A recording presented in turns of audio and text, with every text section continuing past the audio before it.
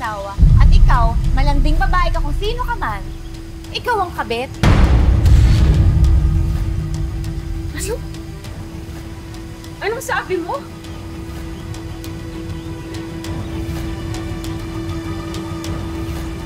Miguel, sabihin mo sa akin na nagsisinungaling yung babae. Ako ang asawa mo, hindi ba? Ako lang! 16 years na tayo nagsasama, Miguel. Ha? 16 years na kami nagsasama ni Pag. May anak kami! 16 years? Explain So tama nga yung kutob ko? Nasa iba ka umuwi. Binuntis mo pa? 16 years, ginawa mo siyang kabit and she had no idea that I existed? The legal wife. Miguel, sabihin mo sa akin na nagsisinungaling ng babaeng ko.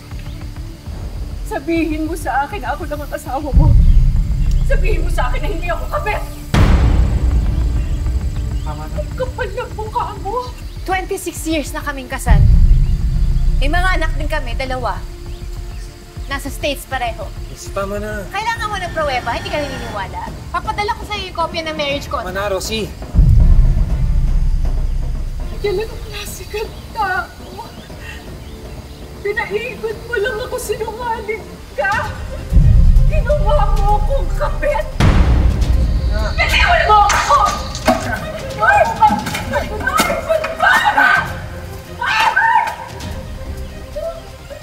Nick, naman! Ikaw ang umalis, kabit ka! Lumabas ka dito! Umalis ka! Kami na asawa ko mag-uusap! Umalis ka kayo! Miguel! Umalis ka na! Dito! Umalis ka na!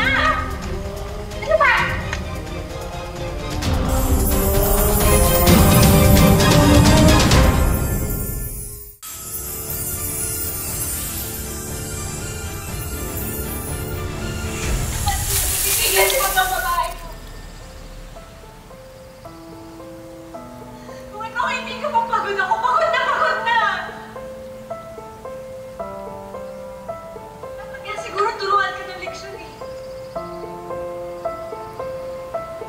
Sinasadya. Tawarin niyo na ako. Uwi na to.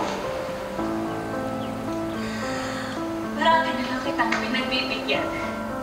Marami na lang kitang pinagbibigyan. Nagtiis ako. Pero ang gago mo! Sobra ka na! Hindi mo lang binuntis mo pa yung kabit mo! Bakit? Ha? Mas magaling siya sa kama? Mas mahal mo na siya? Kulat pa nga ako! Kulat pa ako! Binigay ko lang sa'yo lahat! Tama na. May anak din naman tayo, ha? Bakit kulang pa rin ako? Bakit kulang pa rin ako?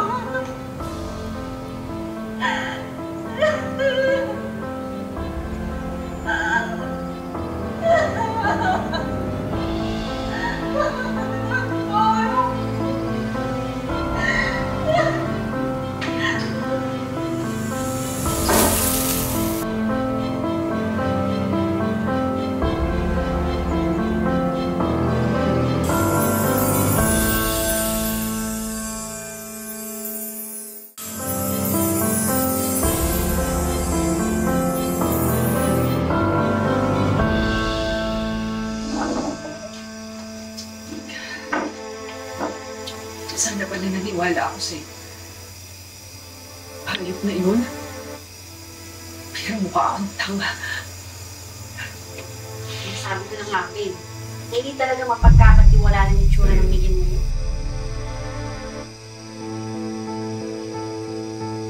Makaso kayo, Rosie, para paliwanag sa'yo.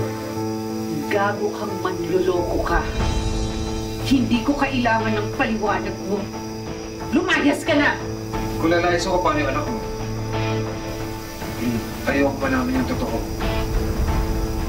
Pagka-first honor anak natin, pag nalaman niya, masisira pag-aaral mo. Ayoko masaktan yung bata. May gana ka pa magamitin yung anak natin sa kademonyohan mo? Kapal mo mukha mo. Daddy! Sabi ko na ito, matindi! Daddy!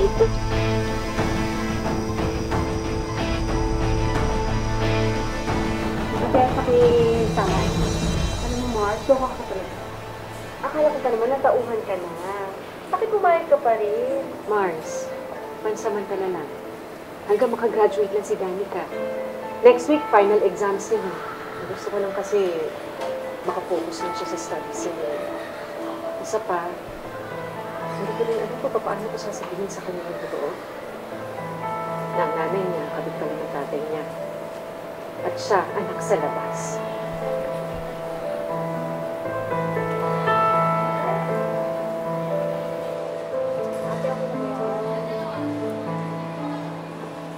Ito ko yun sa'yo.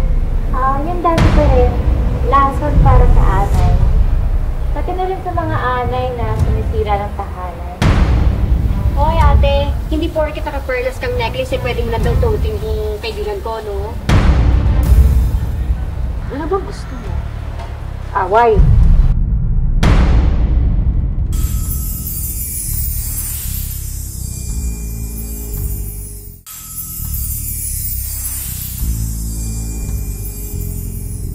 Ano bang gusto mo? Away. Kasi hindi naman ako makikipag-away sa'yo. You can't stupid. Tingin mo hindi ko alam na pinupuntahan ka pa rin ni Miguel. Rosie, may usapan kami ni Miguel. After ng graduation, sasabihin na namin yung totoo kay Danica. Wala. Layuan niya. Wala akong interes sa asawa mo. Iyong-iyo na siya, Rosie. Ginagawa ko lang to para sa anak ko. Tapang ka, ha? If you don't scare me. Marami na akong pinatumba sa kabit ni Miguel. At ikaw, Elaine, mababagsakin din kita.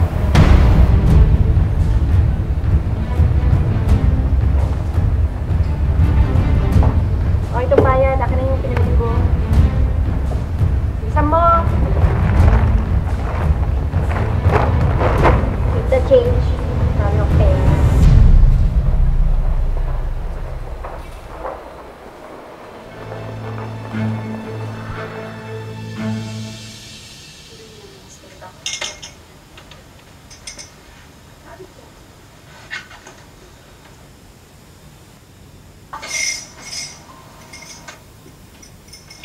Yeah. Happy anniversary.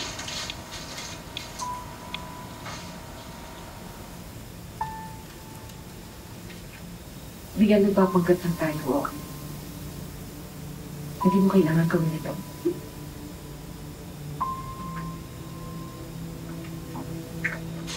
Anak! Wow! Napasweet naman! Tara, kain na tayo! Anak. Love! Anak! I have a good news po. Ano yun? May results na po yung final exams namin. Ako po ang first honor sa class namin. So, anniversary pala ngayon? Pero ito yun. Nagsa-celebrate din pala ng anniversary yung mga kabit. Rosie. Please, umalis ka na. Mommy, Umalis ka na. saan niya ang kabit? Anak, pasok ka na muna sa kwarto. Sige na. Ang mama. Yan ang kabit? Bakit naman po? Kasi dito, huwag sa harapan ng anak ko, walang kasalanan sa'yo, ang bata. Huwag mo siya dami dito.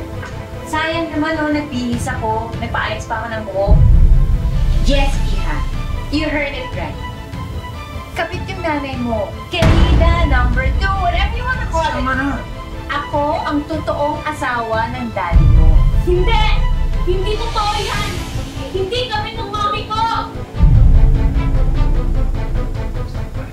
Anak, Danica! Kulang pa yan. Sa lahat ng sakit na binigay niyo sa akin. And you? This is your final warning. Especially you.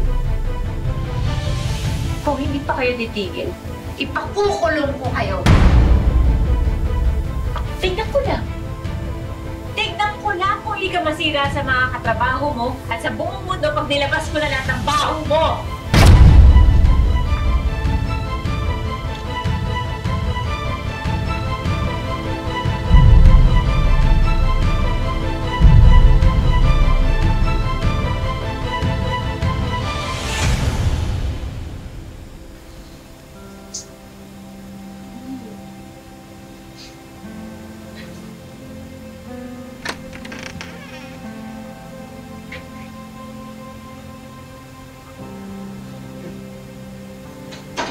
Pinaliwanag ko na sa kanya. I'm so sorry. Hindi ba yung pamilya pinangarap ko para sa'yo? I'm so sorry.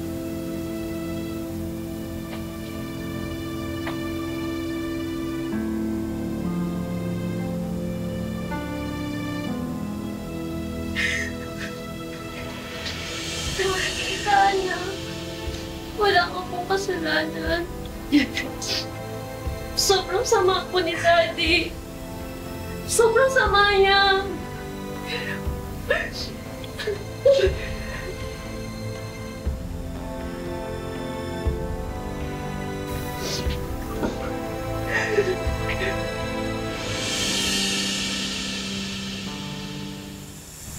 Yes, ma'am. Parating lang order ninyo. Mga 3 araw na naman yung darating lang. Okay. Sige po. Thank you!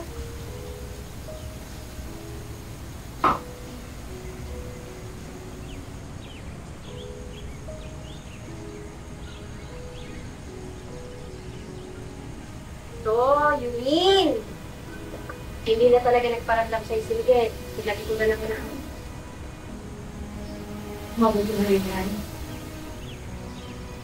Hindi pa rin yung makikita kung paano binigyan mo. Paano na yan? Kung saka kukuha ng pambayad mo dito sa bahay, sa mga bills. Kaya nga tinanggap ko na itong trabaho ko. Hindi sapat, pero at least may konting income.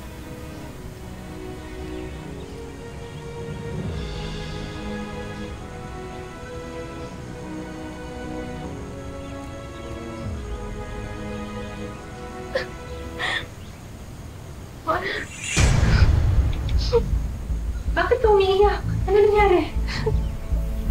Binawi po kasi ng school yung award ko eh. Nagkamali daw po sila ng competition of final grades.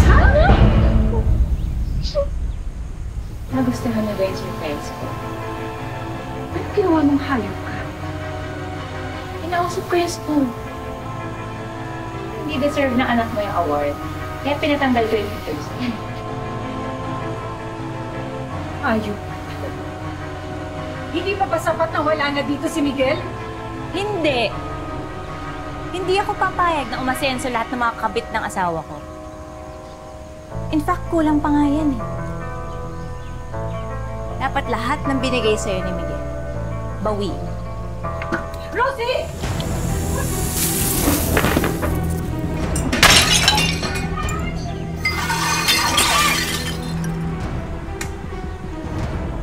Ano ba, Rosie?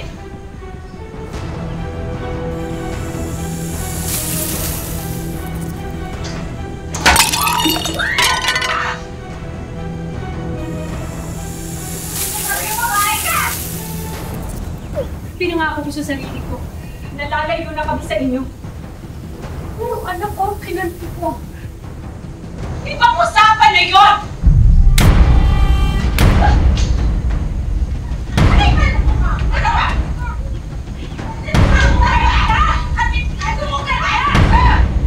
Punta ka sa barangay! Sige na! Sa loob mo! Kabit ka! Tandaan mo, kabit ka, ha? Talagang babae ka! Ano? Huwag mo hawakan! Ano? Oo nga. Ikaw ang legal na asawa. Pero yung sungay mo, ha? Mas mahaba pa sa traffic ng EDSA. Woo! Dito ka talaga nababago. Sama ng mga ahas. Kasi ahas ka. Hindi ka ang totoong hayop. Ha? Hayop ka. Mas matapang pa ang kamandag mo sa cobra.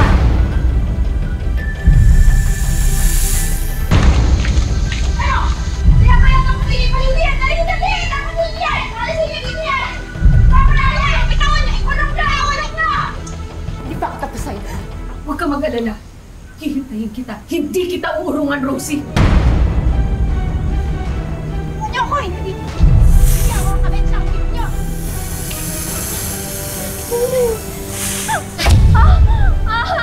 Dali ka! Dali ka! Bunny! Dali ka!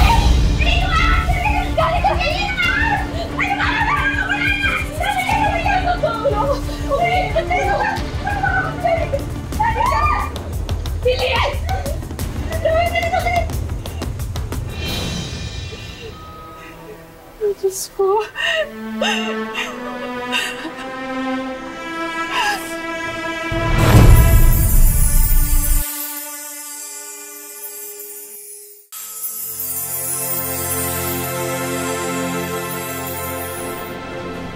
Sabi ng doktor, gumana daw yung anti-venom. Pero kung matos na si Danica, hindi nila alam kung kailan siya magigising.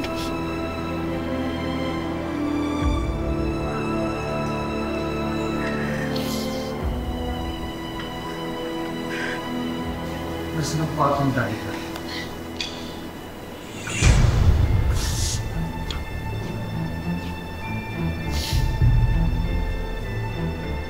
Anong ginagawa mo dito? Gusto kong makita ang anak ko eh. Umalis ka na! Hindi gusto ko ang anak ko. Miguel, kasalanan mo to! Kasalanan mo kung bakit nasira ang buhay ng anak natin! Kasalanan mo kung bakit nasira ang buhay namin! Umalis ka na! Hindi ka namin kailangan! Hindi ka namin kailangan, anak mo, layas! Layas! Layas! Layas!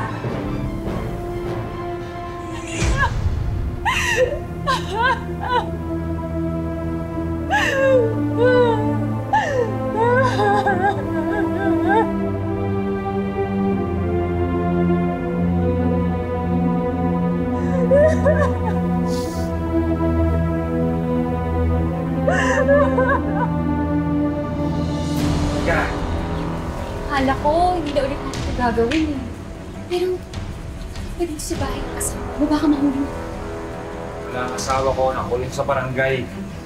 Kaya, libreng-libre itong bahay. Stress nga ako ngayon eh. Sobrang dami nangyayari sa buhay ko. Pati utak ko gulong-gulo.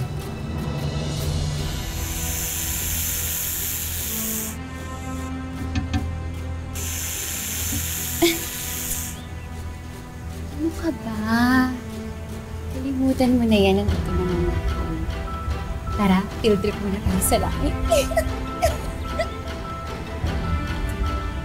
Tagal ka pala natin.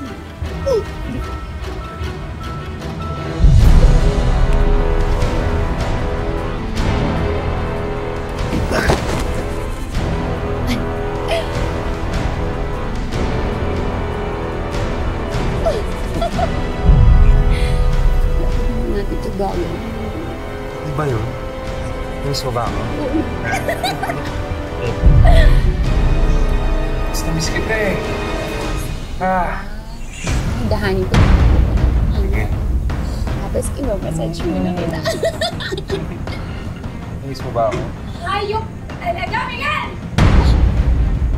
Oh my God! Akala ko ba nakakulong sa barangay? Sino yan? Hindi ka talaga magtatanda, hindi ka talaga titigil, hindi ka titigil! Tiri! Rosie! Bibigyan ko na kayo ng ticket sa impyerno!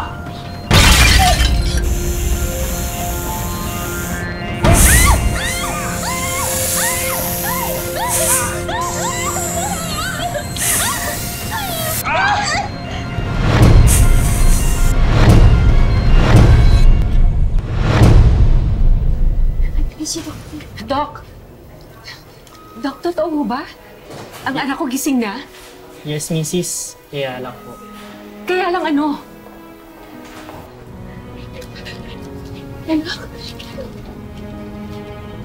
Danica?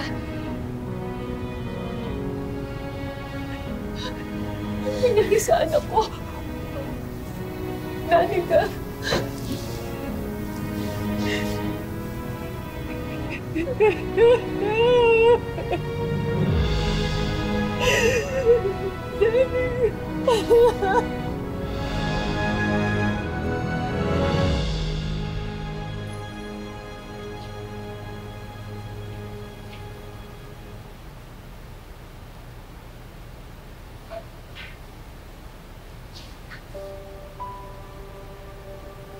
Salamat, dumating ka.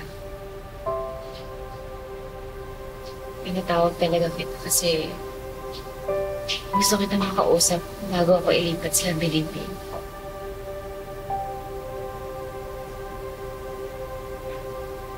Gusto kong humingi ng tawad sa'yo. Malaki yung kasalanan ng asawa ko. Pero mali na pati kayo ng anak mo.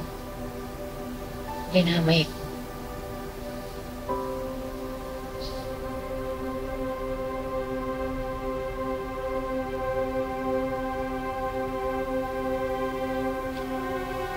Hindi na natin mababago yung nangyari.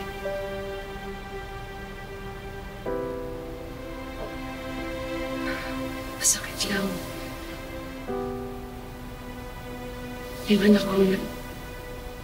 Hayaan ako ang nag-usa sa lahat ng ito.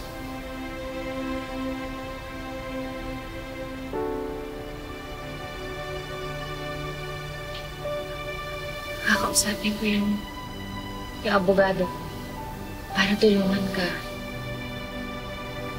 May konting pera pa ako sa bangko.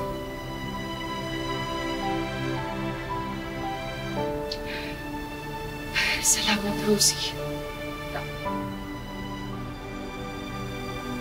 Pero sapat na sa akin yung paghingi mo ng tawad para patawarin kita. Biktima ka ng dinibigyan.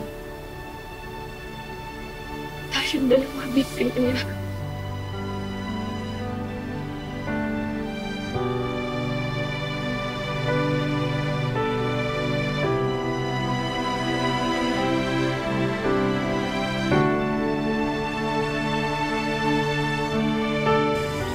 Nakahiga na lang po siya kasi paralyzed na po. Hindi na talaga siya makabangon, hindi na paglaro na katulad ng normal niyang katawan. Ngayon talagang nakahiga na lang po, bedridden na po siya. Nagkaroon siguro ng komplikasyon dun sa yung venom dun sa kanyang brain and syempre nagkaroon talaga ng affectation dun sa kanyang mga muscles. Mahirap ang araw-araw na sitwasyon ni Elaine bilang isang single mother. Kaya naman aalalayan siya ng aming team para muling makabangon.